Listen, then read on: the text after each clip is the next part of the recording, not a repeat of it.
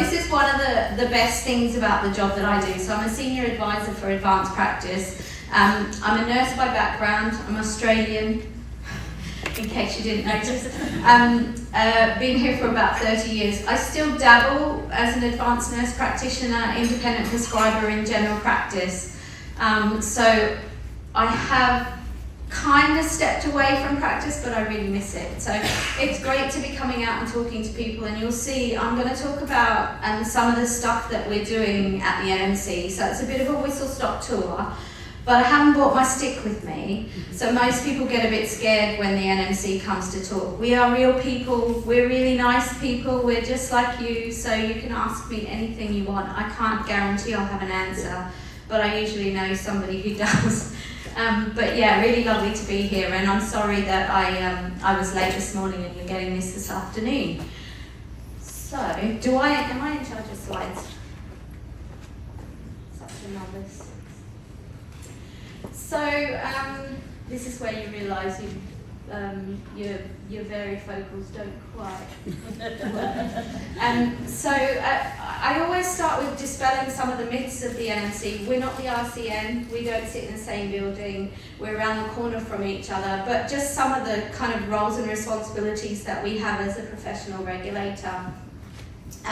Some organisational updates. Most of you will be aware that we've been going through a really challenging time at the NMC, and we had an independent culture review last year, which was not very nice. It found lots of issues with us as an organisation.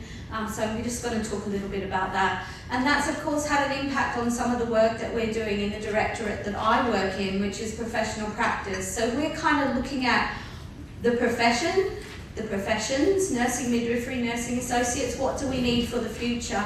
And how do we continue to navigate what's going on out there across the system to make sure that what we're doing kind of aligns and matches up. So I'm going to, as I say, it's a whistle-stop tour of the work we're doing. So the review of practice learning, which some of you will have heard about, and that's really about looking at the quality of student placements in practice across nursing midwifery and nursing associates. And that's because we have this magic number of 4,600 hours that students have to complete in order to be able to say they've completed a program of study and meet their proficiencies. So 50% of that is in the university and 50% is in practice. But where did that number come from? Nobody knows. So we're looking at the quality rather than the quantity of practice learning. I'm then going to talk about advanced practice. So I'm leading the advanced practice review. So that's the bit that I get all animated talking about. And then a little bit about remote prescribing, because you're all independent prescribers and you probably want to hear a little bit about what we're doing in that space as well. And most of what we're doing is around cosmetic prescribing at the moment.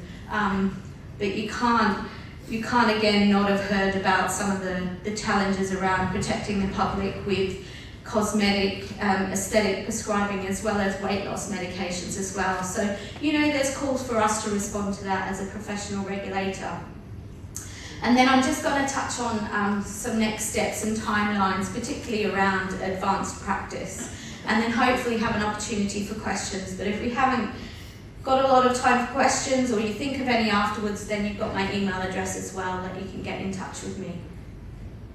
So we are the professional regulator. We're a UK-wide regulator, so across the 4 countries of the UK. We work with lots of different organisations across those 4 countries. We have 841,367 professionals on our register, mostly nurses. I say that a lot, so I remember the exact number. It's mostly nurses, and we set standards for individual practice, and we set standards for education institutions, and we approve those education institutions to deliver programs of study for our professionals. But we also support the professional journey, so right from the very beginning, setting those standards, education programs. We maintain that professional register. If an individual or a university is at risk of falling below our standards, we'll investigate.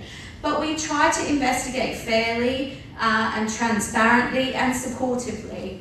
And then, of course, through revalidation, how you assure us every 3 years that you continue to be competent and capable to deliver high quality care.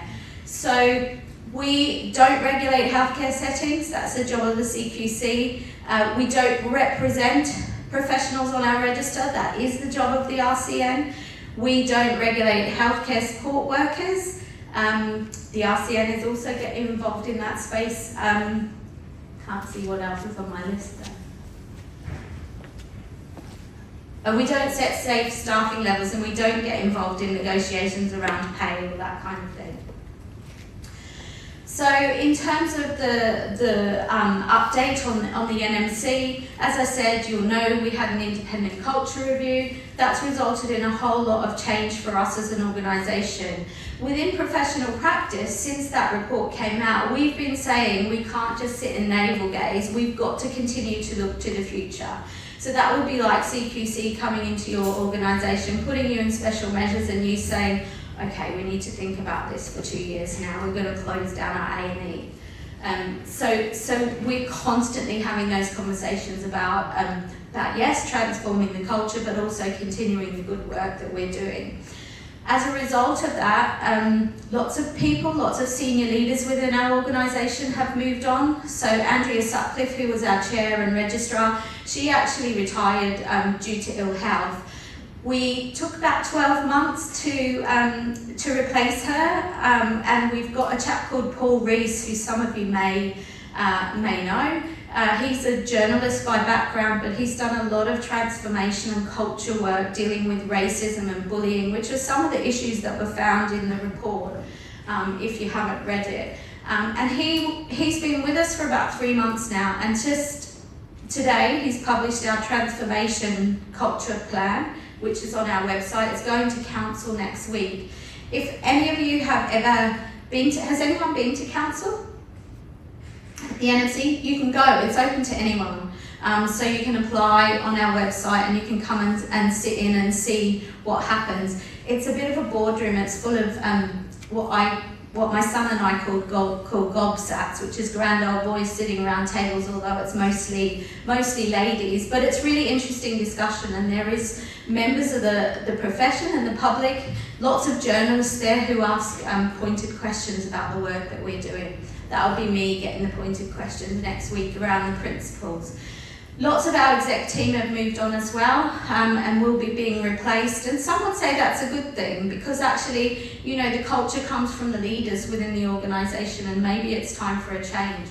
What I would say, Paul's been with us for about 3 months now. He's just published that plan, but we can start to feel some of the differences, which is really positive.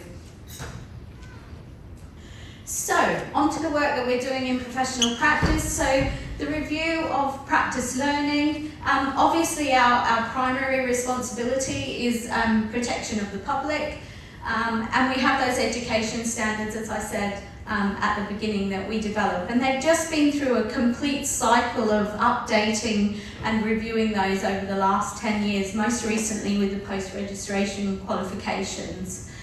So the reasons for the review, we want to make sure that when students complete their programs that they're able to deliver high quality care and have had a reasonably good or an excellent learning experience, because they're going to be looking after you and me as we need them into our older age.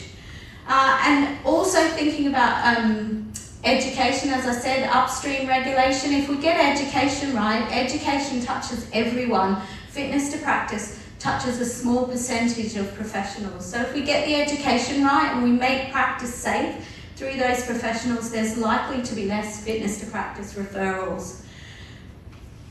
So we will also want to retain students. So lots of students start a program and then leave, or they qualify and then they leave the register. So what can we do to look at those standards and see how we can ensure that people want to become nurses and midwives, and then once they complete their qualifications that they actually want to work in the system.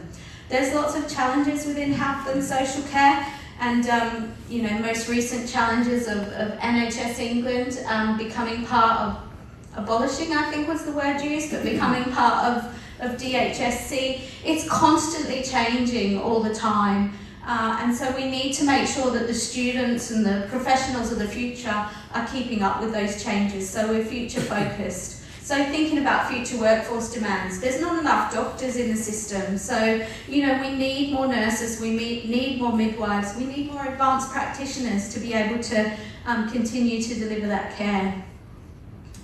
So we undertook what we call a discovery phase, which is we usually get someone to do some independent research for us, and these are the kinds of things that we heard around practice learning experiences, which is probably not a surprise to those of you who support students in practice. There's lots of misinterpretation of the standards, and I don't know whether any of you have had a look at the standards, but there's lots of them, and there's lots of misinterpretation of those standards.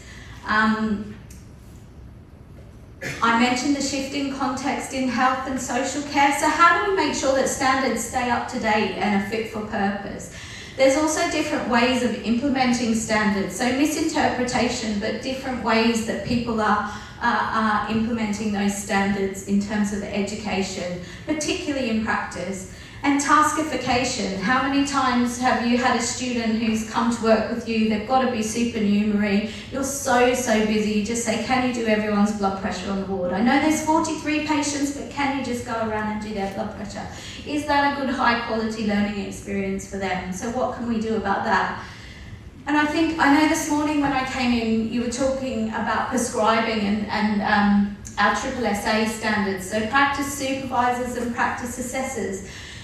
We need to support the people who are doing the supervising, and that's one thing that we heard was that people don't have enough time to supervise students. So, we need to look at those SSSA standards and think about what we could do differently.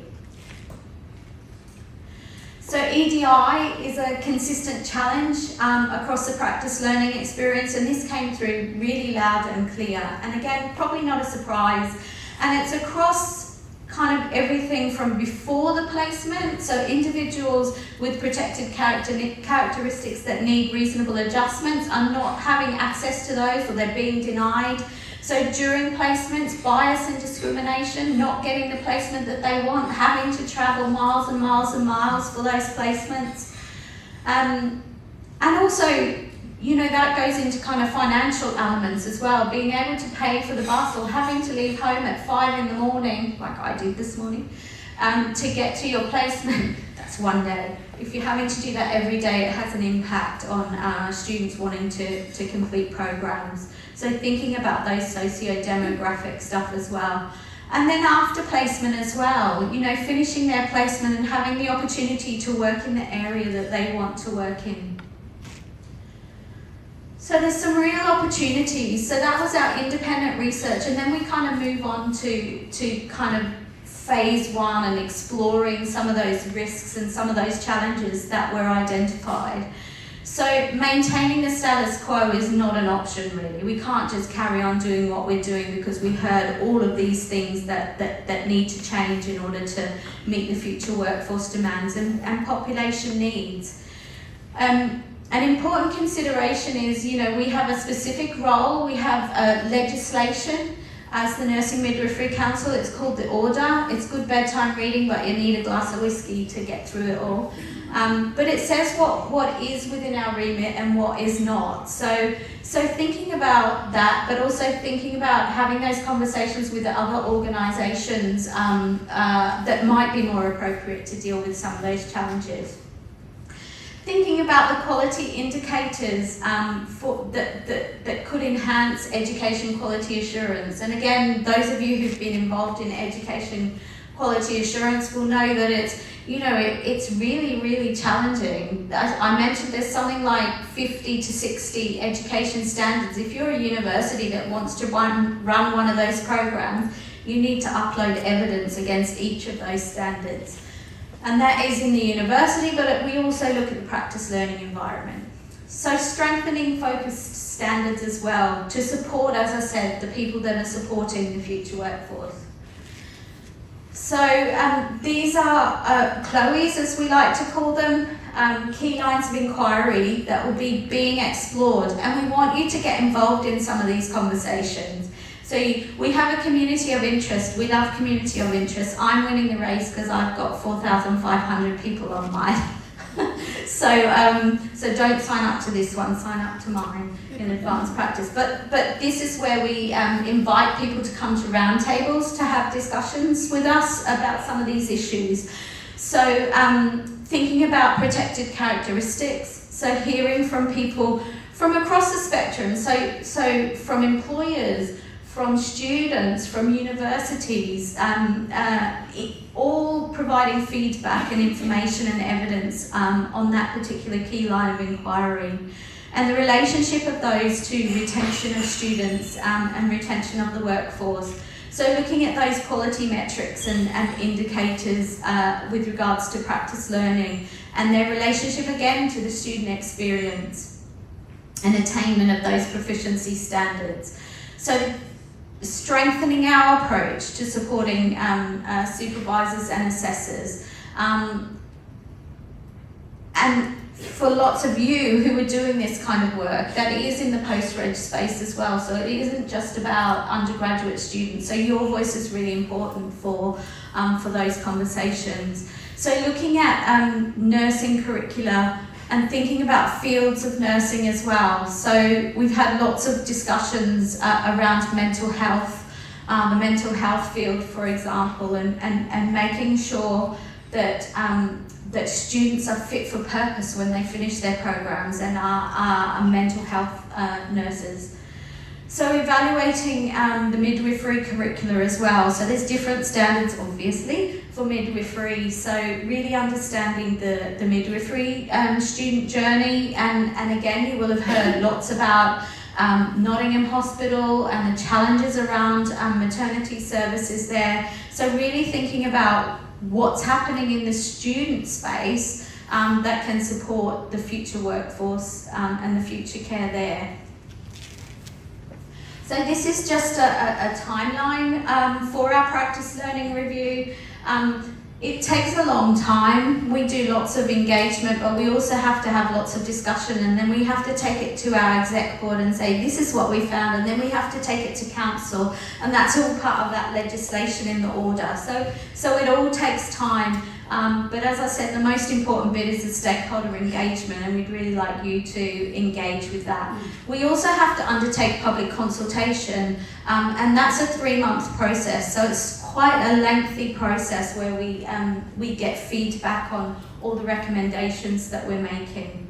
And then of course, if there are changes to be made to the standards, we need to spend some time doing that. So that kind of, it's quite a optimistic timeline, I would say, until autumn 2026. So we're just about to head into spring 2025. So it is quite optimistic. So, advanced practice. So that's my review of advanced practice. It's not the first time we've been on this bus, and it does say tortuous. One of my colleagues said, people will think you're saying it's torturous, and I said, yeah, it's torturous as well, but it does say tortuous. She told me to change it to a very long journey, which I didn't think was quite right, so I sneak it in still. So some of you will remember the UKCC. So back in 1997, we looked at whether additional regulation of advanced practice was required, because every professional is on the register already. So this is about additional regulation. Are there additional risks to members of the public with advanced practice? At that time, and many other times, it was felt that there wasn't a need for additional regulation. Probably the closest that we came to it was in 2012, and again we had an independent review of the NMC, and that work was halted. That brings us up to 2019, where people started saying to us again, you know what, this doesn't feel right. We think there are lots of risks out here with advanced practitioners, and that's the work that we've been doing at the moment. And for the first time, we're getting something to council. And if you're interested in the principles, which I'll talk about, they're on our website now. So principles for advanced practice are going to council next week. So I mentioned that everyone is on a professional register, and that includes those working in advanced practice roles. But what you might not know is we don't know who they are, and we don't know how many there are. We think there's roughly about 30 to 40,000 advanced practitioners, but I would say that's probably an underestimate. The title of nurse is not protected. The title of advanced nurse practitioner, advanced midwifery practitioner is therefore not protected as well. So pretty much anyone can call themselves an advanced nurse practitioner. And if you work in general practice, that happens regularly. And in fact, we had a fitness to practice case just recently, and it was a prescribing referral. And the case examiner sent me the details, and it was of an advanced nurse practitioner in general practice. And they said, well, how did you get your qualifications to be an advanced nurse practitioner? And she said, the GP told me if I did this 2-day course, I could call myself a nurse practitioner. Now you laugh, and that's awful, but that happens. And it happens really, really quite frequently. And that increases the risk, which is the reason that we're doing the work. The other thing that we don't do is we don't look at fitness to practice referrals until I started this work to see whether they're related to advanced practitioners. So we've started to collect some of that data now. There's no standardised or agreed definition of advanced practice in the UK or across the world. Everyone has a slightly different variation. They're all very similar. They all mention the 4 pillars of advanced practice, but they're all just a little bit different. Next week, we'll publish as long as council approves, we'll publish our own definition of advanced practice. There's huge variation in the role, in the preparation of individuals to become advanced practitioners, variation across employment settings, so in terms of governance, etc. It's all very different. Secondary care seems to have their governance processes around advanced practice better established than other places like primary care, for example. The other thing is that the 4-country workforce plans are very clear about growing the advanced practice and specialist workforce. So whatever risk there already was when we gathered all this evidence 12 months ago, it's going to grow. To address some of that risk, all the countries have their own advanced practice framework. So some of those are multi-professional. So England is multi-professional, Northern Ireland and Scotland are nursing only, and Wales is multi-professional. So they're all very slightly different. These frameworks are put in place to address that variability and risk, and in spite of that, our evidence still shows that there remains that risk. So again, I mentioned it was additional regulation. We love key lines of inquiry, so we developed some key lines of inquiry, which you can see on our website. I don't go into too much detail about them. And we did commission more literature reviews to gather evidence around things like tasks shifting and stuff like that. We undertook lots of stakeholder engagement and a thematic analysis of that stakeholder engagement, and that was across professionals and the public. And we established a public advisory group who directly feeds into our independent steering group, and what independent steering group recommends goes to our council. They formed organically but are fantastic. It's probably one of my favourite meetings. They really challenge us on what we're thinking about and what we're doing. So we also developed a number of regulatory approaches, and we came to know those as the skim milk to full fat option. So skim milk was kind of do nothing. We looked at revalidation, we looked at credentialing, we looked at the test of competence that we use for internationally educated nurses and midwives. And then the full fat option was developing standards of proficiency in education program standards. And we took all of that to our steering group, who reached consensus and made some recommendations to council. And this is what we heard, and it might not be a surprise, some of it might be hugely positive about the role of advanced practice in healthcare settings. You know, for all the reasons that are there, improved quality of care, nurses always do it better, we know that, helping to relieve service pressure, importantly, particularly for midwives, supporting career progression and supporting their voice to ask for what they need in terms of support and supervision. But just like we found through the Nuffield Trust report, there remains variability and inconsistency across all of those things that I've mentioned before. And also, the fact that there's no ongoing assurance of competency. So you finish your MSc in advanced practice, what then? Does that mean you're competent and capable for the rest of your career? We don't ask for anything about it through revalidation. So how can we get that ongoing assurance? Everyone knows that the most trusted professionals are nurses. So it seems to be reasonable that the NMC was seen as the professional regulator who was able to take this work forward and trusted to take this work forward in terms of mitigating those risks and addressing that inconsistency. And it was felt that regulation was a real opportunity to do that. Interestingly, what we heard was that no one approach was going to work. We needed to think about a number of different approaches that we were looking at. So all of the research that we've done is on our website, so you can have a look at some of that there. Again, you might need another glass of whiskey for all that. We also have started doing, I call them video casts, because they're meant to be podcasts, but they're videos talking to various people about the work that we're doing, members of the public, people involved in our public advisory group. So they're always a good listen when you're walking the dog as well. So we took all that to council, and council said, yes, this is overwhelming evidence here. We engaged with over 4,000 individuals as part of this work, that there is a risk to public protection. So they also agreed with our recommendations to proceed to the following approaches in terms of developing additional regulation.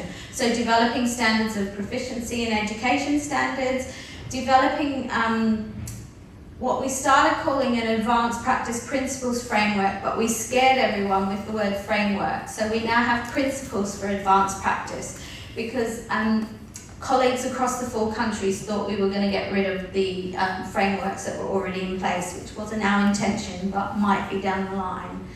And also developing a definition for advanced practice, which is really clear to the public. And then ensuring that advanced practice is included, and advanced practice requirements is included in the review of revalidation and the code. And I'm sure no one would disagree that, you know, we've had the code for, I can't remember if it's 12 or 15 years, somewhere around that time. It needs a good update. It doesn't refer to things like sustainability. It's really out of date, and there's a real opportunity for thinking about scope of practice as well through revalidation for advanced practitioners. So we developed a number of work streams. The other one that's really important for those of you who are working at an advanced level of practice, and this is about a level of practice. So if you're a specialist nurse, which we got challenged with, I'm a specialist nurse, what does that mean for me? Well, if you can demonstrate that you meet our standards of proficiency and you're working at that advanced level, and your employer agrees that you're working at that advanced level, then these processes don't exclude you. So one of our work stream to look at people who are currently working as advanced practitioners, those 40 or 50,000 individuals, developing a transitional approach so that they can join our regulatory processes as well. And that's the most complex bit of the work, although the public definition was quite complex as well. So this is how it all fits together.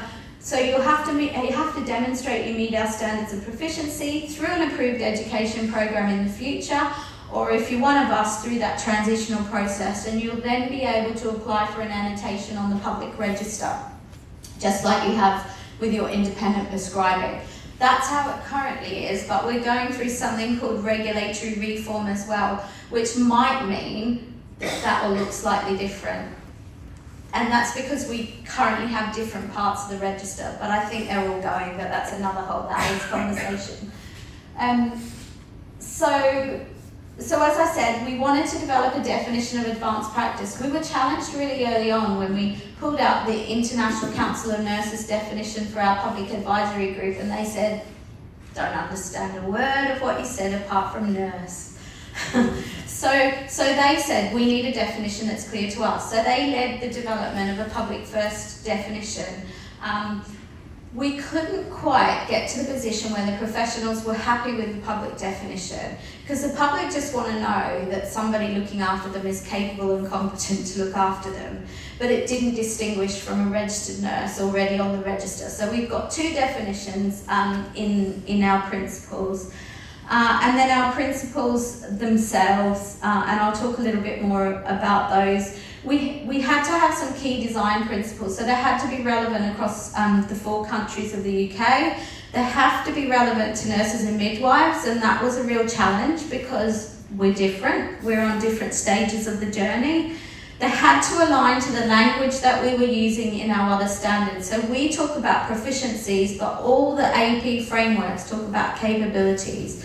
It's the same thing, we just use the word proficiency. And also, what do you mean by a principle? So I had to go away and do a whole thesis on what do we mean by a principle when we're a regulator, and make that really clear to the people that we were engaging with as well. We also tried really, really hard to work with the other professional regulators, because you'll know that it's not just nurses and midwives who are working at advanced practice level, but we all have our own priorities, and HCPC, GPHC, in fact the 9 other professional regulators are all part of the conversation, but they're not at the same stage that we're at, but they're using our evidence in their own work going forward. The principles that we have been developed with all professionals in mind. So I think when you see them, you'll say, actually, this could be applied to anyone. But our mandate is for nurses and midwives, and so that's what we've developed. So these are some of the things that came out of the conversations that we were having very early on. And again, we had to think about what was our role and what's within our gift to do. The other thing I mentioned, what do you mean by a principle? Things like whether independent prescribing should be part of principles for advanced practice. That's probably better suited to standards of proficiency and education program standards. And similarly, how many years of experience should a professional have before they apply for an education program? So again, that's better suited to standards rather than principles.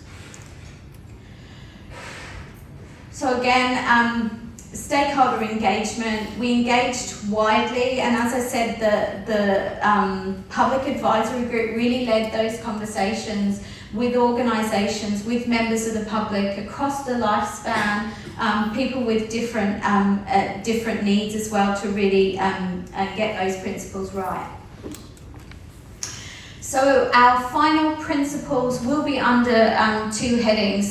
So principles are broad, high-level statements. They don't have what we would call regulatory teeth. So they're advisory. So if you don't use the principles in your practice, that's absolutely fine. There's not much that we can do about it, but we'd like you to use them because we think they represent best practice.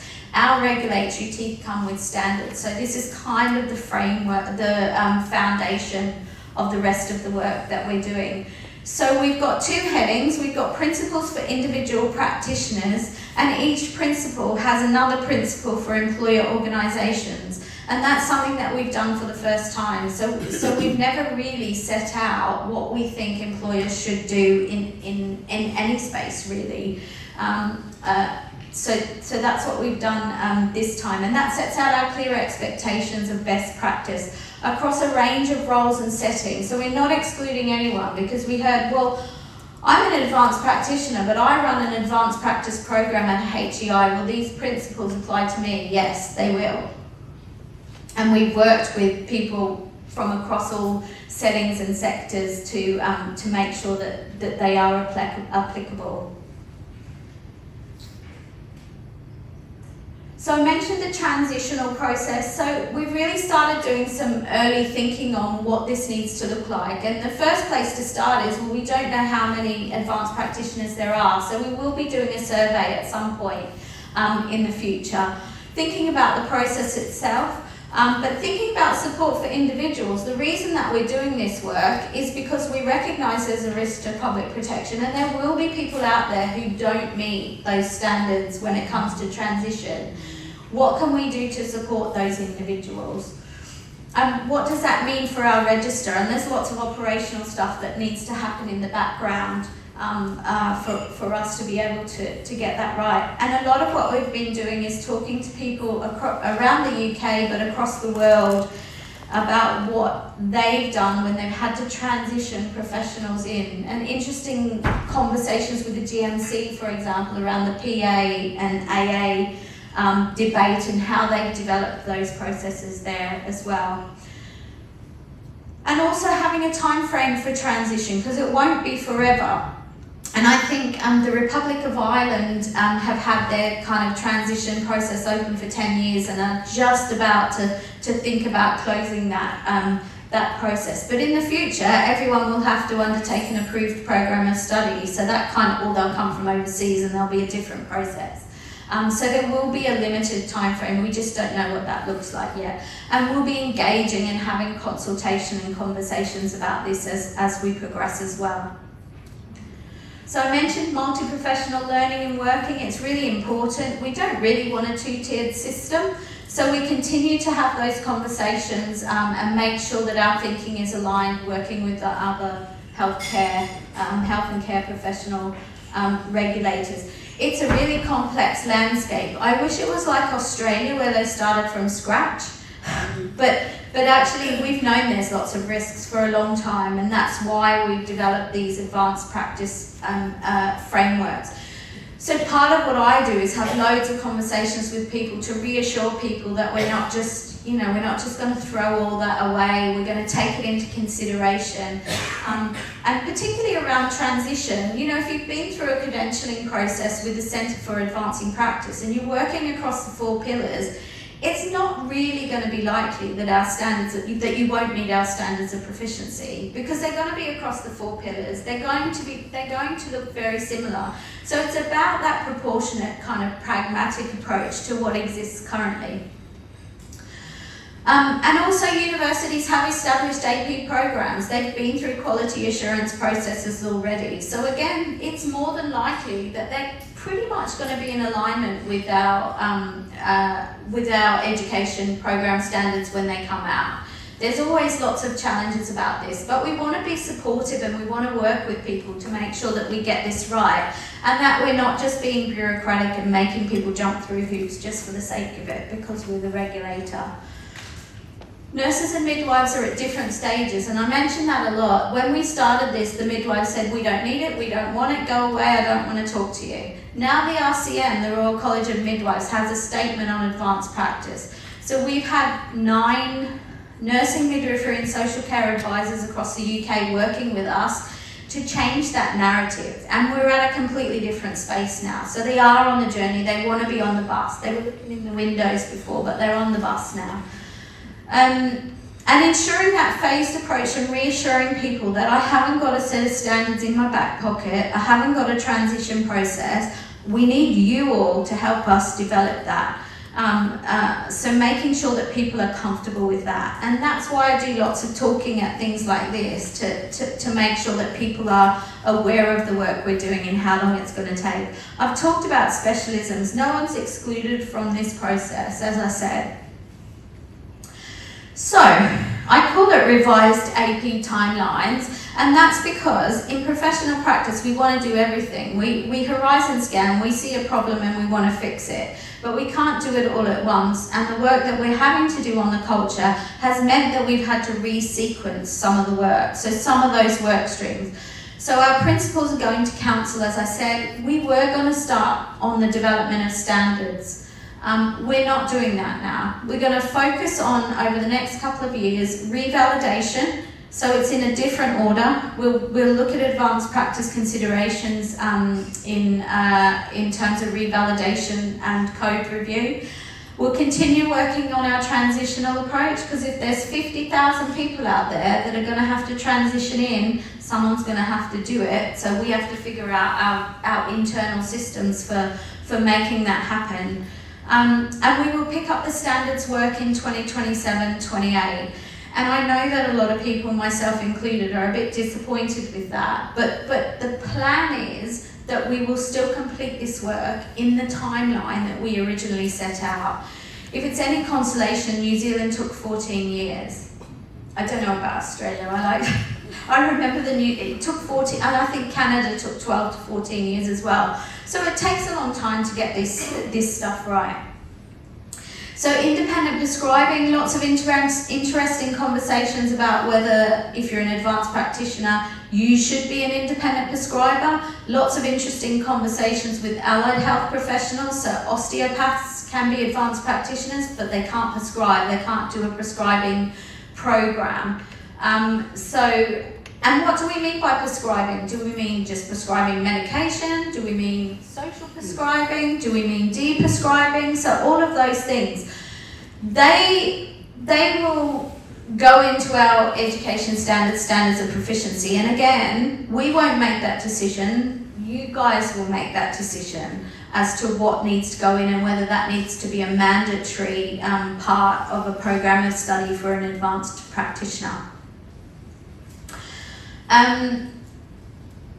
We will, I don't know why I've put public consultation there, but I've put public consultation there just to reiterate it. But just to say, you know, you've been talking all day about prescribing, but you know, having robust governance processes in place to support prescribing and having strong leadership that supports you to develop as prescribers is really, really important in terms of kind of workforce planning, workforce requirements, but also in terms of meeting local population needs. Interestingly, we have seen a rise in fitness to practice cases related to prescribing. Case examiners have delved into those a little bit more, and they do seem to be related to advanced practice, but you have to really dig in to find that information. So those cases are increasing, so we're keeping an eye on that as well. There's about 105,000 individuals on the register. So you remember the register is about 800,000. So about 104,000 have a prescribing qualification, and there are a number of different qualifications, as you know. Lots of opportunities, and some of the work that we've done, so future nurse, for example, and future midwife, those standards have increase the expectation around the knowledge base, so kind of being prescriber ready, if you like, ready to take on prescribing programs, but also thinking about kind of service redesign, population needs, as I mentioned, and the growth of the workforce as well.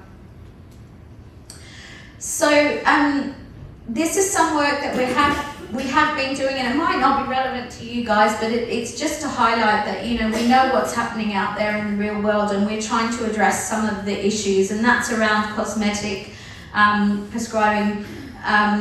And Grant and I were particularly talking about this earlier, and thinking also about weight loss medications and things like that.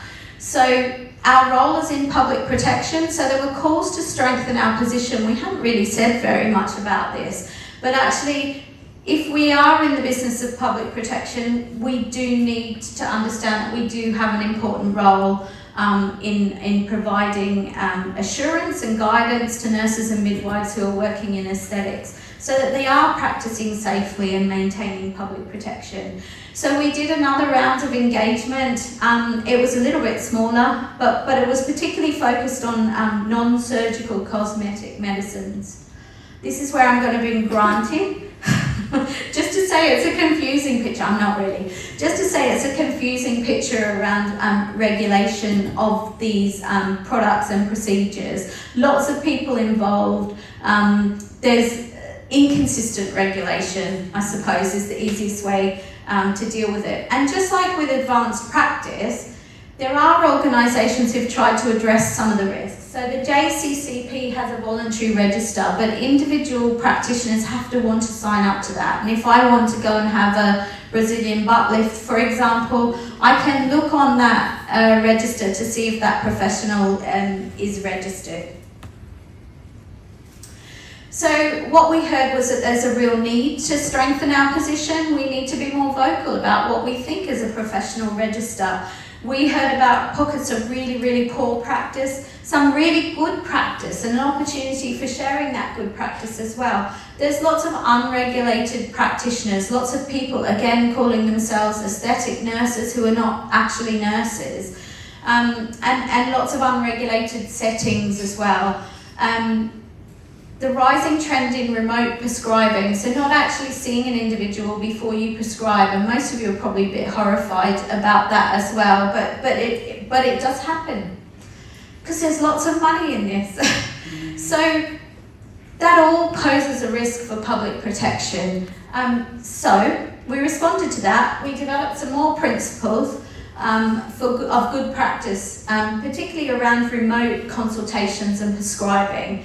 And again, this is about aesthetics, but we've started the conversation around weight loss medication as well. So we made a recommendation to our exec board that nurses and midwives must, on our register, must carry out face-to-face consultations with individuals when they're prescribing, before they're prescribing non-surgical cosmetic medicines. And that aligns us now with the GPHC. So the GPHC is quite vocal, and the RPS quite vocal about some of this stuff, and are further ahead of us in their thinking. But we're now aligned to that, and that's all consultation. So that's not just when I go in and say I want my butt lift, and then you can talk to me on the phone and you can keep prescribing whatever I need to make it stay perky. Is that the right word? I don't know. It has to be initial and follow-up consultation. And those changes will come into effect from the 1st of May. So that's kind of gives you an example, and that's quite a quick kind of process. So we had those engagement conversations probably in October or November. But we needed to act quickly on some of this stuff because people are being harmed and people are dying. That's it. That's a whistle-stop tour. Like I say, I'm happy to take any questions on any of the stuff that I've spoken about today. You're welcome to email me. My email address is there. As I say, we're not scary. We like to talk to you. I like to hear from you, so do email me. But yeah, happy to take any questions.